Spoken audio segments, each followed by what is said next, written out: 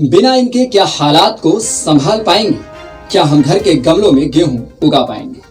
हम और आप अपने घरों में आटा, चावल, दाल और सभी जरूरत के सामान भरकर टीवी के रिमोट का बटन दबा रहे हैं या मोबाइल पर उंगलियां फिरा रहे हैं, लेकिन क्या मजदूरों और किसानों के बिना ये चीजें आप तक पहुंचती?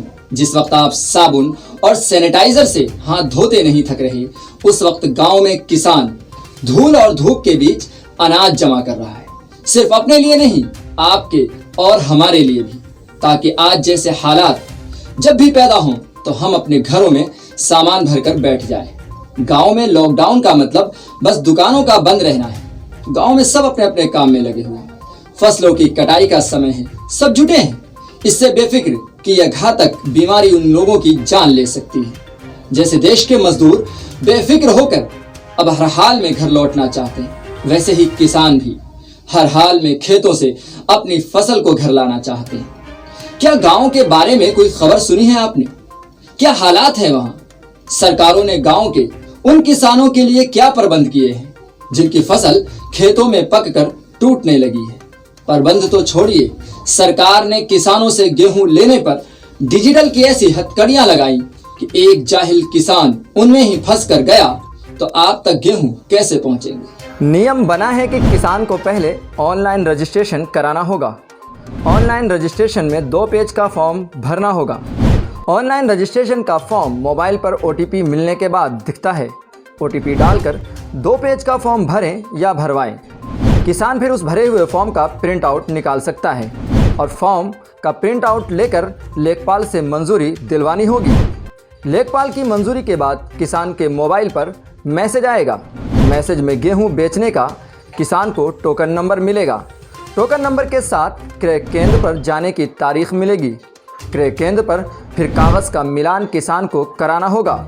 अगर किसी कागज़ में गलती निकलती है तो किसान को दोबारा SDM के पास जाकर सत्यापन कराना होगा।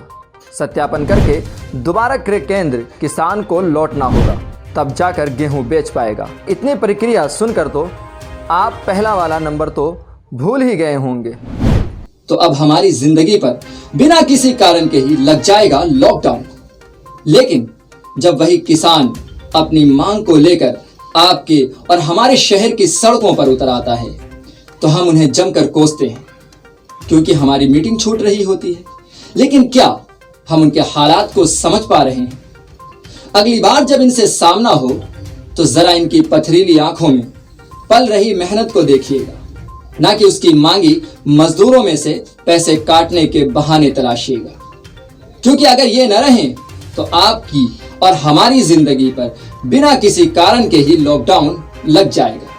अगली बार शहर की सड़कों पर किसान अपनी मांगों को लेकर लौटे तो एक दिन घर में गुजार लीजिएगा, क्योंकि अब उन्हें इस देश की सत्ता से कोई उम्मीद नहीं रही।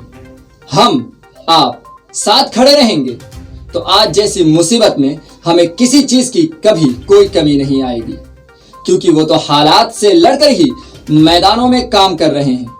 हम और आप क्या उनके बिना ऐसे हालात को संभाल पाएंगे?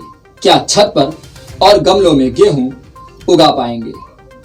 दोस्तों, मजदूर ही है, वो किसान ही है जो हमारे और आपके हालात को बेहतर बनाने के लिए दिन रात मेहनत करता है।